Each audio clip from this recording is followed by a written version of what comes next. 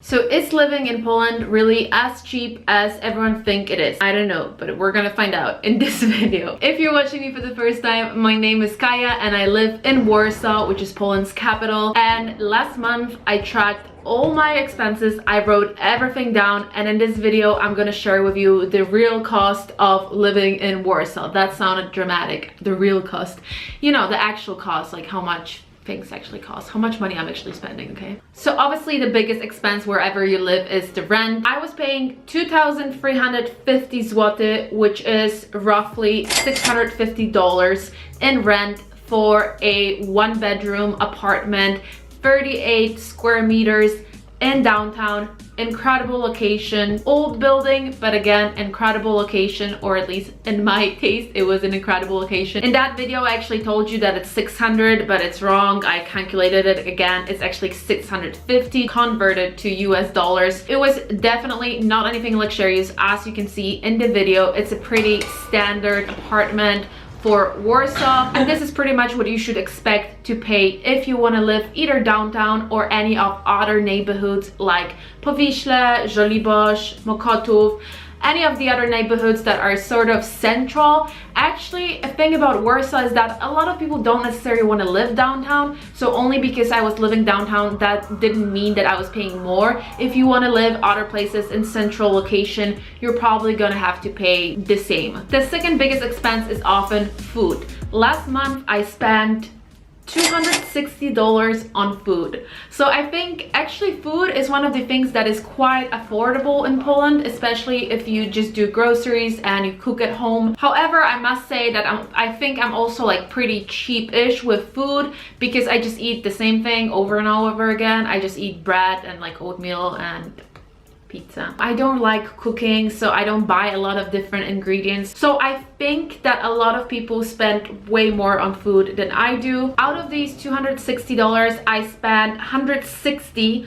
on groceries and about 110 on, does it add up? Okay, well, whatever, you know, I'm not great with math. $110 per month for restaurants. I would say that I eat on average maybe 3 times per week at a restaurant, meaning takeaway, because that's what you can do nowadays. Just to give you a quick overview, usually when I went for lunch at work, I would pay around 25 zloty, which is $6 to $8. My favorite Korean takeaway place is about $10 per dish. If you want to get coffee at a coffee shop, it's usually gonna be around $3 to $5. One drink at my favorite place, which is Loretta Bar, is about, what is it, 32 zloty, which is 9 USD. One of my favorite, like more upscale, I would say, restaurants is Uljana, and there you should expect to pay about $25 for a meal for sure. I think in general Warsaw, or in general Poland, is one of these countries that are developing a lot and the prices are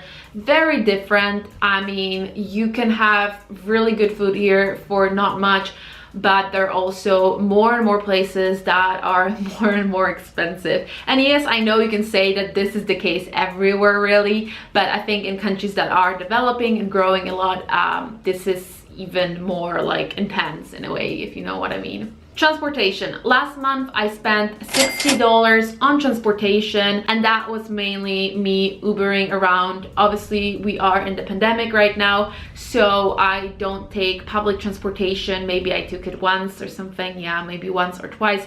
Public transportation is quite affordable. Monthly ticket to public transportation in Warsaw is going to be around $40. If you want to travel by train to other cities in Poland, I paid $40 for a train from Warsaw to Wrocław, which is about 3 hours and 40 minutes, so almost 4 hours long. It's quite a journey. I mean, it's like 500 kilometers, and that is the fast train.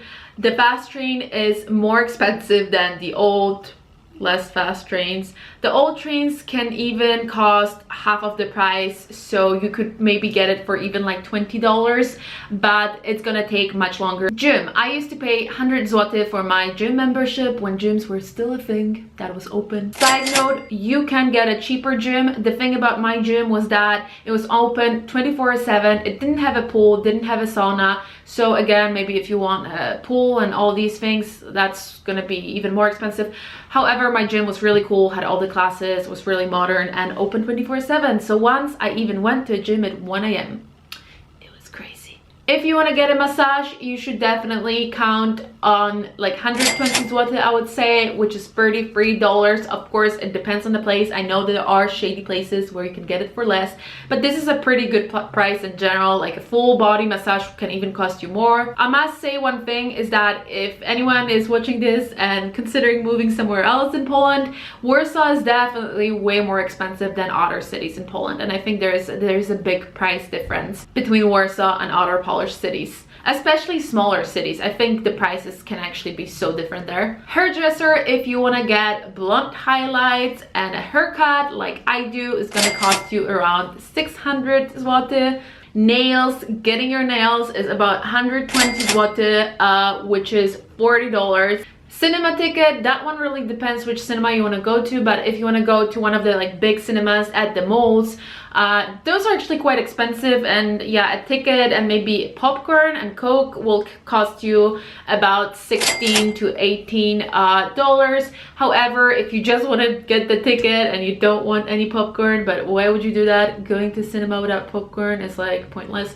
Anyways, you can definitely find like smaller, cheaper cinemas. At Kinoteka, at Palace of Culture and Science, they used to have this like, I think Monday promotion where a ticket would be 50% off, and it was like $4 or $5, so it was super cheap.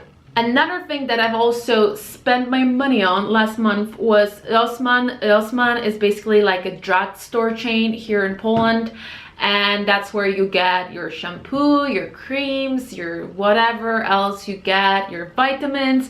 That's what I did last month. I got myself, yeah, I don't even know what I got, like a couple of different vitamins, like vitamin D. I mean, it's freaking gray and miserable here, so I needed that.